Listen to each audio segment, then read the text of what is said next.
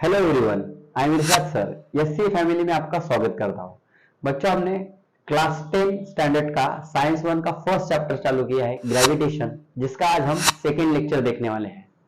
तो मैं आप लोगों को बता दूं, अगर आप सेकेंड लेक्चर देखने आए हैं तो you must watch first lecture, तभी आप लोगों को अच्छे से समझ में आने वाला है। तो फर्स्ट लेक्चर में थोड़ा सा मैं बताता हूँ आपको हमने क्या पढ़ाया था।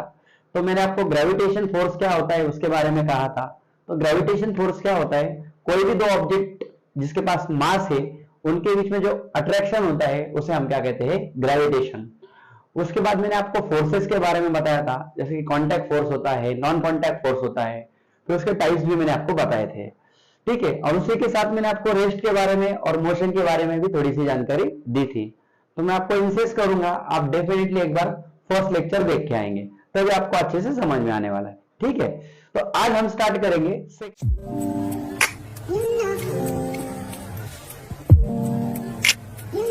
और सेकेंड लेक्चर में आप हमारा जो मेन इंटेंशन रहेगा वो हमें पढ़ना है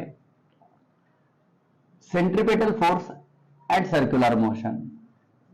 जो मेन इंटेंशन है हमारा वो आज है centripetal force and circular motion. Centripetal force and circular motion. तो सेंट्रीपेटल फोर्स और सर्कुलर मोशन समझने से पहले मैं आपको थोड़ा सा मोशन के टाइप्स के बारे में जानकारी देता हूं, आप अच्छे से ध्यान दीजिए। तो देखो बच्चों, जो मोशन होता है मैंने आपको कल बताया था, मोशन मतलब क्या है, ऑब्जेक्ट की पोजीशन सराउंडिंग के रिस्पेक्ट में क्या होती है, चेंज होती है, तब हमें उसे क्या कहना है, मोशन। और अगर नहीं होती है तो हम उसे क्या कहते हैं, रेस्ट। तो हमारे पास साइंस में तीन टाइप के मोशन होते हैं।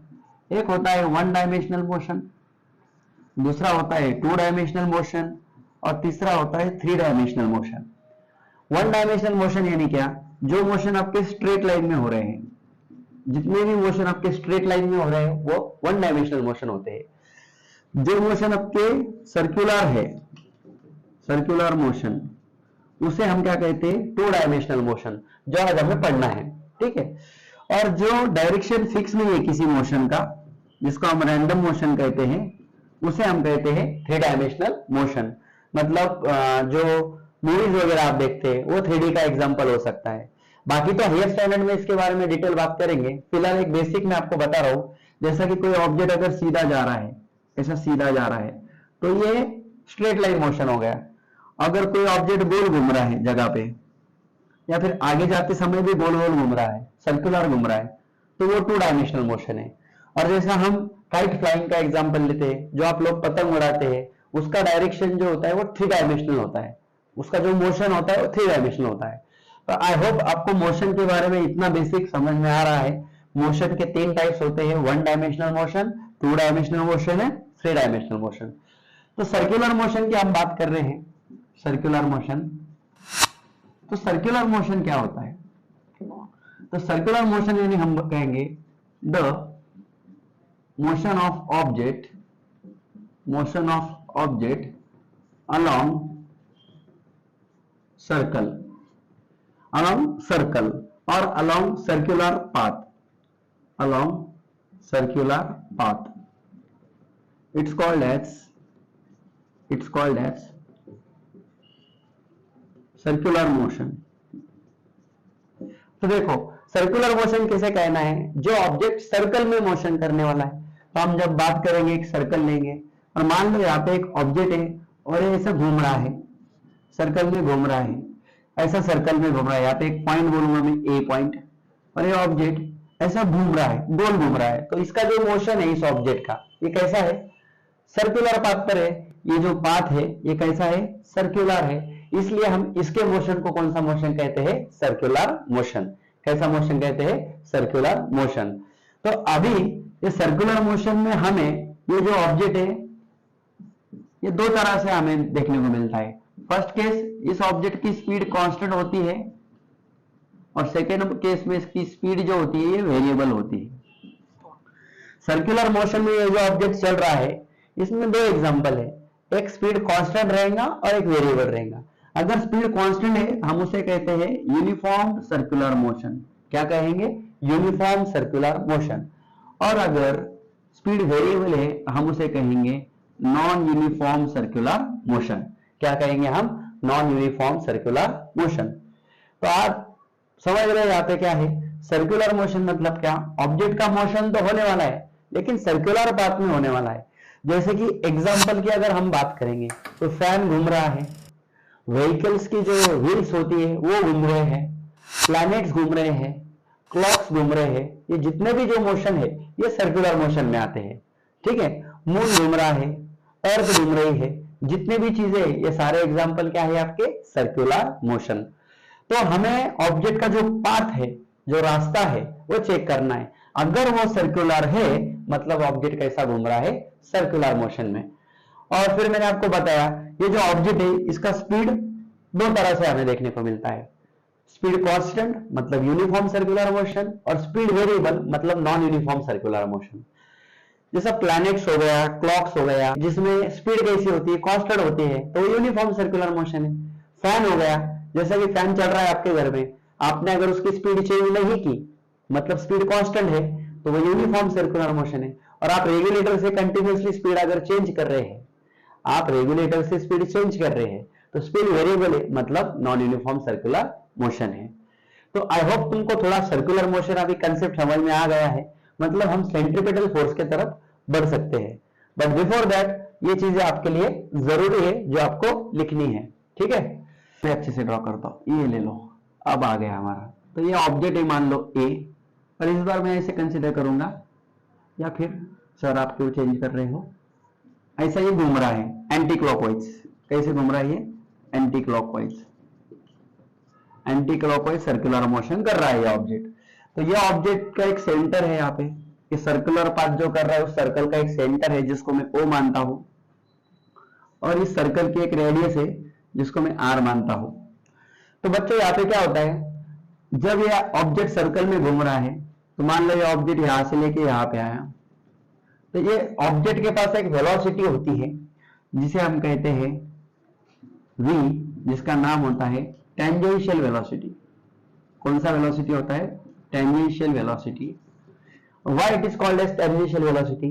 जैसा कि इस पॉइंट पे जब आपका ऑब्जेक्ट आया, ऐसे घूम रहा है घूम रहा है घूम रहा है घूम रहा है, इस पॉइंट पे आया तो ऐसा इधर ऊपर जाने वाला है।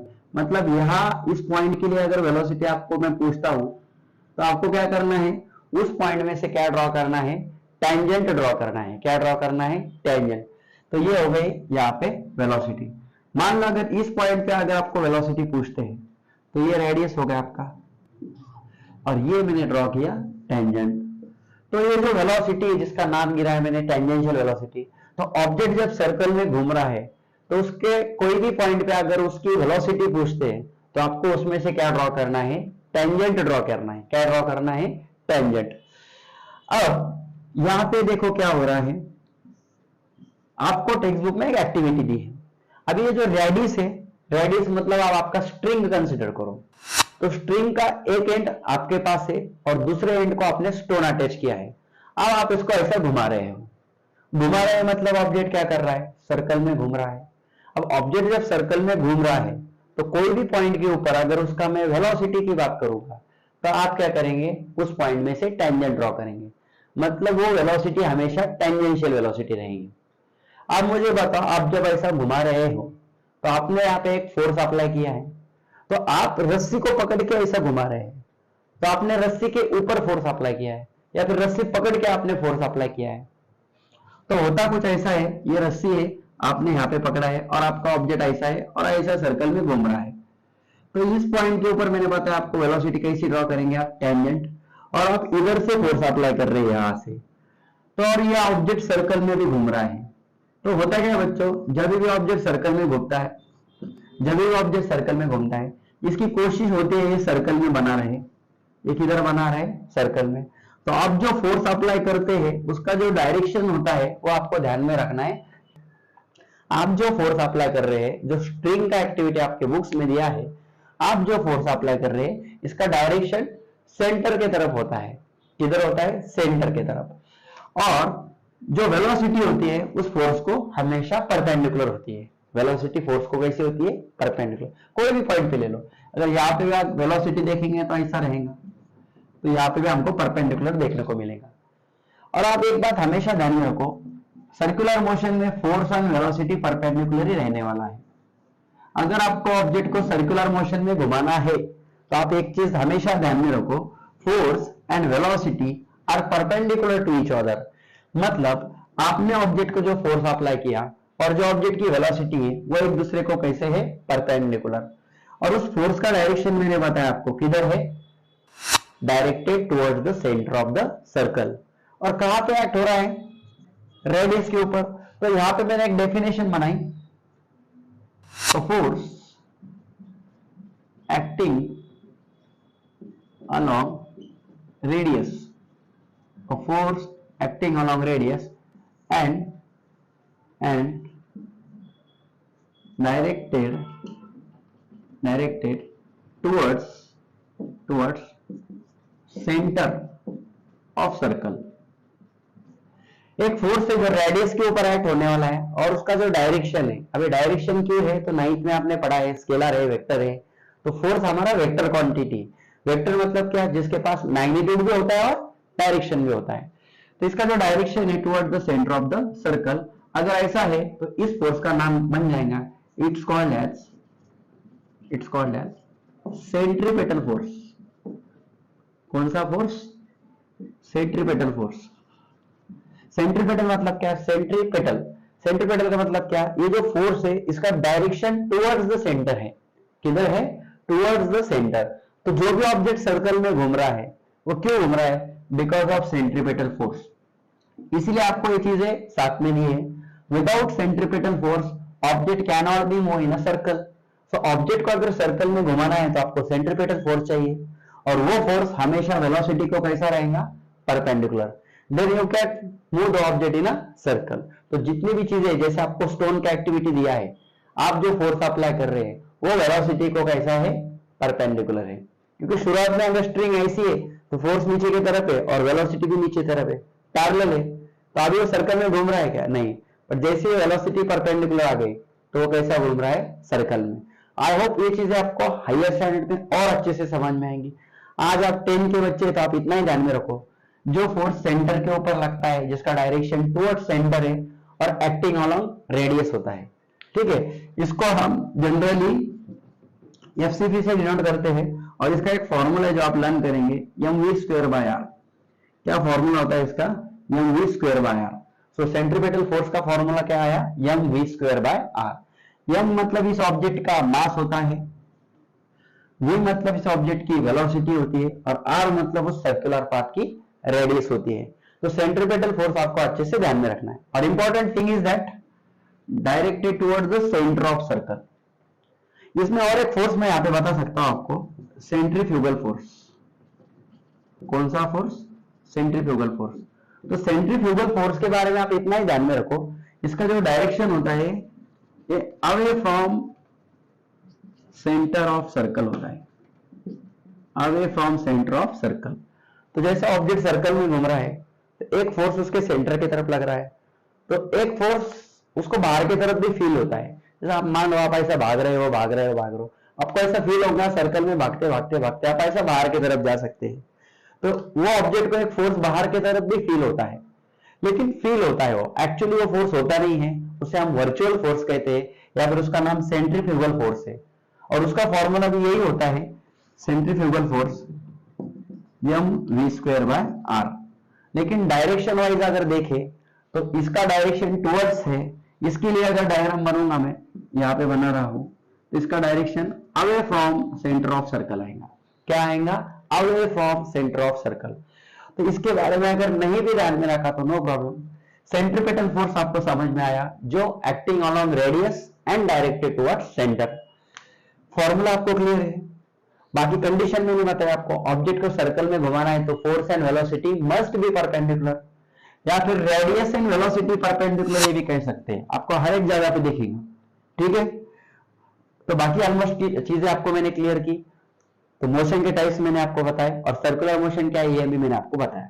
तो आज के हमारे सेकंड लेक्चर में हमने मोशन के टाइप्स पढ़े, सर्कुलर मोशन क्या है ये हमने समझा, और सेंट्रीपेटल फोर्स क्या है ये भी हमने अच्छे से समझा। अगर फिर भी आपको लगता है ये लेक्चर थोड़ा फास्ट हो गया है तो आप लेक्चर को पीछे लेके जाके फिर से देख सकते हैं, और अगर ज्यादा स्लो लग रहा है तो आप लेक्चर की थोड़ी सी स्पीड भी बढ़ा सकते हैं। लेकिन वन थिंग इज दैट आप रेगुलर लेक्चर करेंगे और इसके अच्छे से प्रॉपर से नोट्स बनाएंगे, और आप लोग अभी जितने भी बच्चे हैं, सभी ऑनलाइन के जितने भी बच्चे हैं, तो आप लोगों को अगर मेरा समझ में आ रहा है तो आप लोग मुझे कमेंट करके बताइए, और प्लीज अपने चैनल को शेयर करिए और सब्सक्राइब करिए।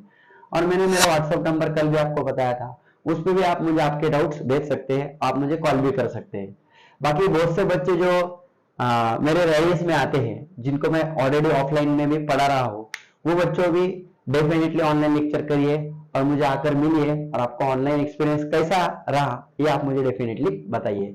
तब तक के लिए हम जल्द से जल्द आपके लिए नेक्स्ट लेक्चर लेके आएंगे, जिसमें हमें इंपॉर्टेंट थिंग पढ़ना है, केपलर्स लॉ, जो बोर्ड में 3 मार्क्स के लिए इंपॉर्टेंट है, तो वो हम नेक्स्ट लेक्चर में पढ़ाने वाले हैं।